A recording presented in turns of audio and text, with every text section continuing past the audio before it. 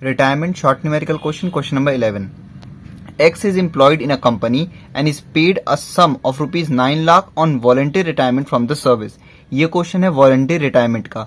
Voluntary retirement का मतलब होता है जब कोई भी पर्सन समय से पहले रिटायरमेंट ले ले, उसको कहते हैं वॉलंटरी रिटायरमेंट। ठीक है, तो एक्स एक कंपनी में थे, उनको 9 लाख रुपए मिला वॉलंटरी रिटायर होने के लिए।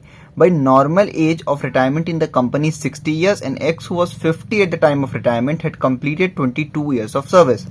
एक्स जिस कंपनी में एज ए एम्प्लॉय काम कर रहे थे, उस कंपनी में रिटायरमेंट की एज क्या रखी गई है 60 years, लेकिन एक्स अभी 50 साल के हैं, मतलब उनके पास अभी 10 साल और था, लेकिन उन्होंने पहले ही रिटायरमेंट ले लिया और उन्होंने अपनी 22 साल की सर्विस उसमें कंप्लीट की है। ठीक है, आगे लिखा है his monthly salary at the time of retirement was as follows. Basic pay उनका था 20,000 पर मंथ, डियरनेस अलाउंस था 8,000, लेकिन यहाँ साफ साफ लिखा है 50% इंक्लूडेबल फॉर पेंशन। केवल 50% को ही आप यहाँ पे लोगे जब सैलरी कैलकुलेट करोगे इसमें तो। ठीक है, फिर HRA 5,000, इससे मतलब नहीं है हमको। What is the taxable amount of compensation under the act, मतलब कि वॉलंटरी रिटायरमेंट में क्या टैक्सेबल अमाउंट रहेगा। अब देखो, मैंने जितने भी रिटायरमेंट में सब टॉपिक्स होते हैं उन सारे टॉपिक्स का मैंने अलग अलग वीडियो बना रखा है, आप रिटायरमेंट की प्लेलिस्ट चेक कर लो, उसमें आपको मिल जाएगी। जैसे देखो, वॉलंटरी रिटायरमेंट का हमने लिखा था सैलरी, सबसे पहले हम निकालते हैं basic salary plus DA on retirement plus commission on sales. तो बेसिक सैलरी कितनी है, बेसिक सैलरी है 20,000, यहाँ लिख देना 20,000। अब डीए रिटायरमेंट, जितना डीए पेंशन में इंक्लूड होता है उतना ही डीए रिटायरमेंट में माना जाता है, तो केवल 8,000 का 50% यानी कि 4,000, और कमीशन ऑन सेल्स है नहीं तो 20,000 प्लस 4,000 24,000 हो जाएगा सैलरी। फिर आप लिखना least of the following will exempt. सबसे पहले लिखना 3 month salary for each year of service. इसका मतलब क्या है, सीधे सीधे आप लिखना 3 month सैलरी इंटू ईयर सर्व। आप क्या करोगे, ये वाली जो सैलरी आई होगी ना यहां से, उसको इंटू कर देना जितने साल उन्होंने नौकरी की है। तो यहां कितने साल किया है 22 साल, तो इंटू 22 कर देना। ठीक, नेक्स्ट पॉइंट में आप करोगे salary into balance month of service left before retirement on superannuation. यही वाली जो सैलरी है जो यहाँ पे आई रहेगी वो सैलरी लिखना, उसको मल्टीप्लाई किस चीज से करोगे। भाई देखो, ये क्वेश्चन है वॉलंटरी रिटायरमेंट का, मतलब उन्होंने समय से पहले रिटायरमेंट ले लिया है, तो सैलरी में आप जितने महीने अभी और उनके बच गए थे, जो कि भाई अगर वो नौकरी करना चाहते तो कर सकते थे, तो जितने महीने उनके और अभी बच गए थे उससे इंटू कर दोगे। जैसे देखो यहाँ पे इस क्वेश्चन में बोला गया है कि एक्स की एज कितनी है 60 years, सॉरी कंपनी में रिटायरमेंट की एज कितनी है 60 years, और एक्स कितने के हैं, मतलब जब वॉलंटरी रिटायरमेंट ले रहे हैं 50 years, मतलब एक्स अभी चाहे तो 10 साल और नौकरी कर सकते हैं, वो 10 साल पहले रिटायरमेंट ले रहे हैं। तो यहाँ पे हम क्या कर रहे हैं, सैलरी इंटू जितने महीने बच गए हैं उनके रिटायरमेंट में उससे इंटू करना है। तो 10 साल में कितने महीने होंगे, एक साल में 12 महीने होते हैं, तो 10 ईयर में हो जाएगा 10 इंटू 12 यानी कि 120 मंथ्स। तो जो भी सैलरी होगा उसको 120 से इंटू कर देना, यहां लिख देना। फिर जो भी amount received as a compensation वो यहां लिखना, फिर मैक्सिमम लिमिट 5 लाख बाहर लिखना। इन चारों में से जो भी लीस्ट होगा उसको आप एक्चुअल कंपनसेशन में से लेस कर देना, टैक्सेबल अमाउंट आ जाएगा। सॉल्यूशन देखते हैं 11 का। तो सबसे पहले यहां लिख लो वॉलंटरी रिटायरमेंट, इसमें हम निकालते हैं सैलरी। फॉर्मूला होता है basic salary plus DA on retirement plus commission on sales. Basic salary कितनी है 20,000, डीए ऑन रिटायरमेंट कितना है, ध्यान देना क्वेश्चन में डीए 8,000 दिया, लेकिन बोला है केवल 50% पेंशन के लिए इंक्लूड है, तो जितना पेंशन के लिए इंक्लूड है केवल वही डीए रिटायरमेंट में माना जाता है।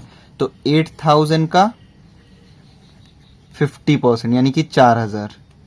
ठीक है, फिर कमीशन ऑन सेल्स नहीं है, तो 20,000 प्लस 4,000। ठीक है, ऐड करोगे ये आ जाएगा 24,000। ठीक, अब यहां लिखोगे आप least of the following will exempt. सबसे पहले आप लिखोगे 3 month सैलरी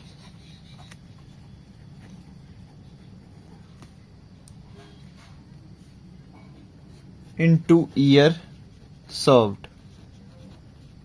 तो 24,000 एक महीने की थी, 24,000 इंटू 3 कर दोगे, 3 मंथ की सैलरी हो गई, इंटू ईयर सर्व्ड, कितने साल नौकरी की है इन्होंने, 22 ईयर। ठीक है, तो इन तीनों का आप इंटू कर लो, तो ये हो जाएगा आपका 24,000 इंटू 3 इंटू 22, ये हो गया आपका 15,84,000। ठीक है, उसके बाद आप लिखना salary into balance month of service left before retirement in superannuation. इसका मतलब है कि जितने भी महीने, अब भाई वॉलंटियर रिटायरमेंट का मतलब तो ये होता है कि समय से पहले उन्होंने रिटायरमेंट ले लिया, तो जितने महीने अभी बच गए हैं, मतलब और वो नौकरी कर सकते थे उन्होंने नहीं किया, वो मंथ जो है उसको सैलरी से इंटू कर दो। तो सैलरी कितनी है, 24,000, तो यहाँ आप लिख दो 24,000, और कितने मंथ बचे हुए हैं अभी। तो क्वेश्चन में हमको बोला गया है कि कंपनी में रिटायरमेंट का एज है इनका 60 ईयर्स। ठीक, और जो एक्स थे वॉलंटरी रिटायरमेंट के समय वो अभी 50 साल के हैं। इसका मतलब इन्होंने ये भी चाहते तो 10 साल और नौकरी कर सकते थे। ठीक, और यहाँ पे हमको वही चाहिए कि जितने साल अभी और वो नौकरी कर सकते थे उसका महीना आप निकाल लो। तो 10 ईयर्स, एक साल में 12 महीने, तो 10 ईयर्स इंटू 12, ये हो गया 120 मंथ्स। ठीक है, 24,000 इंटू 120, ये हो गया 28,80,000।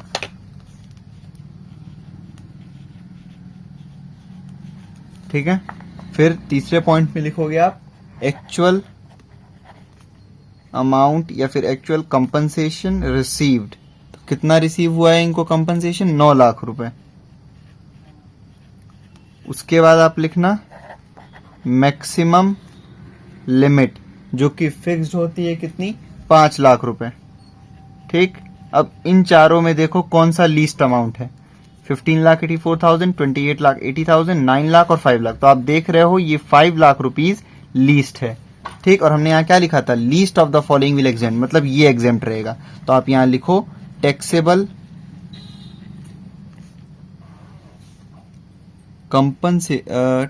Compensation is equal to actual minus least. Actual कितना था, 9 लाख रुपए, और लीस्ट कितना है, 5 लाख। तो ये हो जाएगा 4 लाख रुपए। ठीक, ये आंसर हो गया हमारा 4 लाख।